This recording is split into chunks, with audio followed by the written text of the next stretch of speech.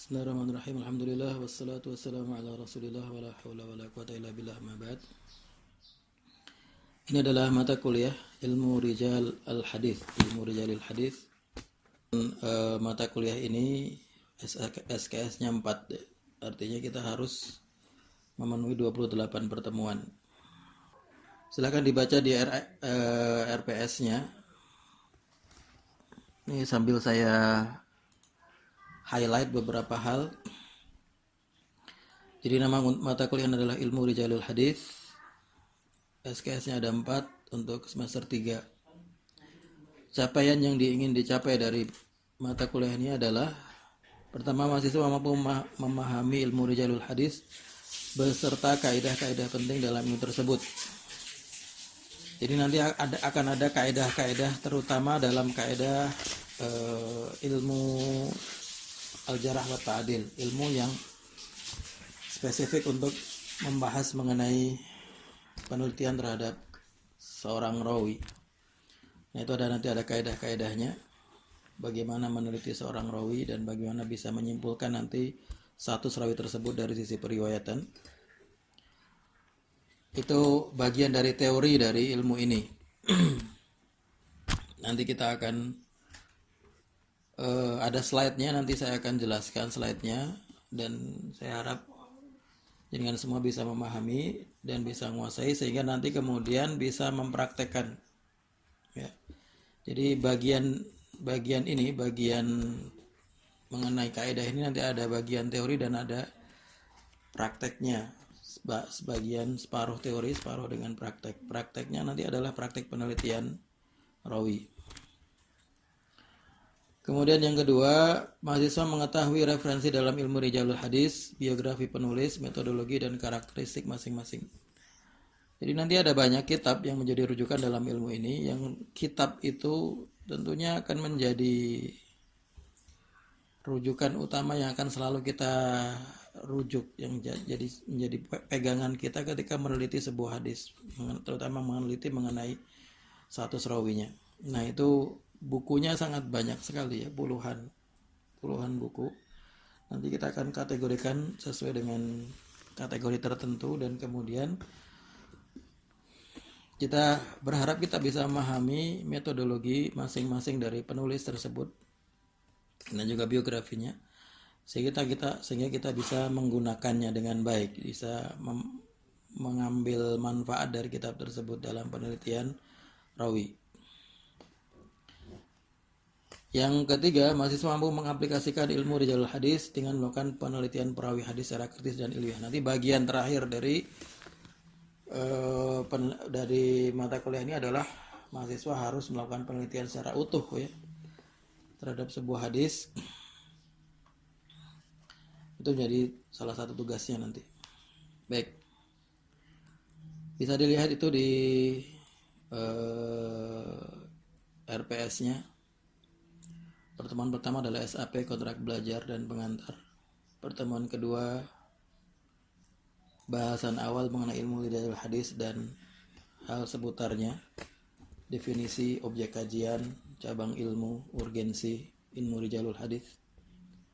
Kemudian pertemuan ketiga, ilmu tarikh ar-ruwat dan ilmu al-jarh wa ta'dil, membahas mengenai definisi, persamaan dan perbedaan dengan biografi.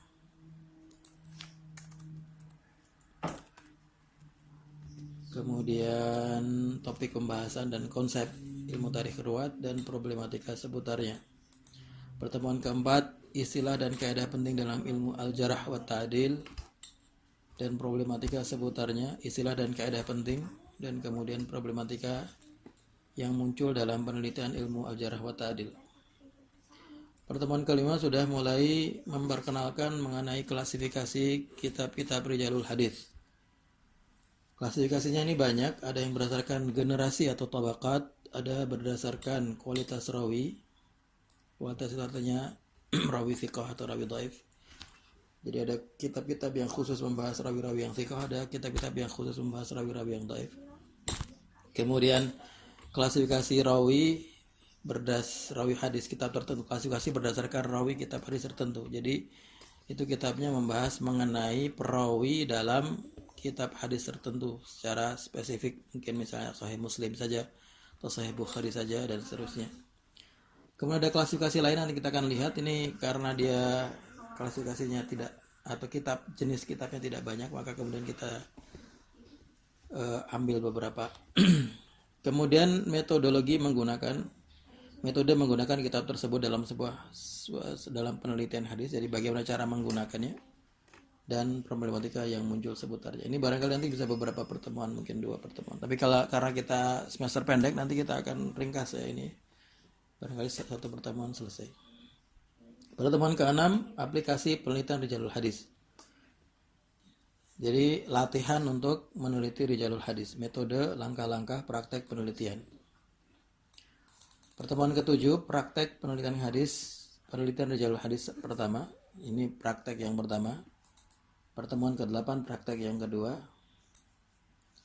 Dan kemudian pertemuan selanjutnya itu kalau dalam semester yang reguler kita akan membahas satu-satu kitab dalam rijalul hadis, dan kita bagi berdasarkan kelompok. Dan satu kelas misalnya ada 40 orang, berarti kitabnya ada sekitar 20 atau kurangnya sekitar 18 kitab, kita bagi menjadi kelompok, 18 kelompok ya. Biasanya begitu, dan kemudian masing-masing kelompok presentasi setiap pertemuan. Nah, karena kita nanti cuma 3 orang ya, masing-masing barangkali kita minta untuk presentasi 2 saja, 2 kitab. Jadi ada 6 kitab yang dengan bahas yang penting-penting, nanti barangkali sana menambahkan beberapa yang lain ya. Tidak harus semua, karena sebagian juga mirip sebenarnya kitab ini. Pertama adalah kitab Al-Isti'ab fi Ma'rifatil Ashab karya Ibnu Abdul Bar. Biografi penulis, garis besar kajian kitab, sistematikan metodologi, kelebihan dan kekurangan.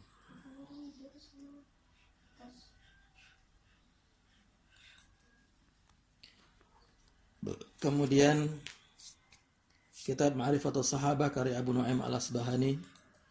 Kitab Al-Ishabah fi Tamyiz Sahabah karya Ibnu Hajar Al-Asqalani. Kitab At-Tabaqat Al-Kubra karya Ibnu Sa'ad. Kitab Sirul A'lamin Nubala karya Al-Zahabi. Kitab Tabaqat Ulama Al-Hadis karya Ibnu Abdul Hadi. Al-Thiqat karya Ibnu Hibban. Ma'rifatul Thiqat karya Al-Ijli. Al-Thiqat mimman lam yaqa' fil kutubi sittah karya Ibnu Qutlubugha. Al-Majruhin karya Ibnu Hibban. Al-Kamil fi Du'afa'ir Rijal karya Ibnu Adi. At-Tarikhul Kabir karya Al-Bukhari. Al-Jarh wa Ta'dil karya Ibnu Abi Hatim Ar-Razi. Kemudian Al-Kamil, kemudian Tarikhul Kabir karya Ibnu Abi Khaythamah. Tahdhibul Kamal fi Asma'ir Rijal karya Al-Mizzi. Tahdhibut Tahdhib karya Al-Asqalani. Taqribut Tahdhib karya Ibnu Hajar Al-Asqalani. Kemudian Tarikh Baghdad Al-Khatib Al-Baghdadi. Tarikh Dimashq Ibnu Asakir. Baik, saya kira demikian. Jadi nanti yang perlu dipahami bahwa kita kuliah, kemudian nanti akan ada pemaparan dari saya untuk bagian teorinya. Setelah selesai teori, nanti kemudian dilanjutkan tanya jawab kalau ada di grup WA.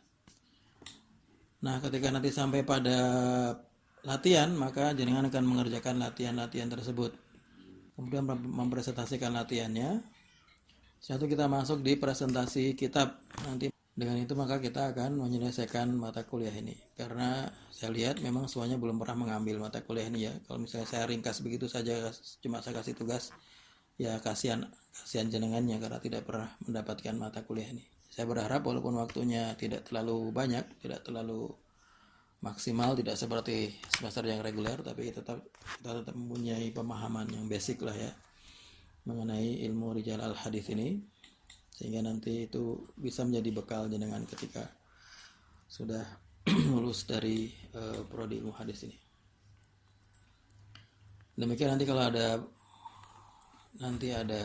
ada pertanyaan bisa didiskusikan di WA.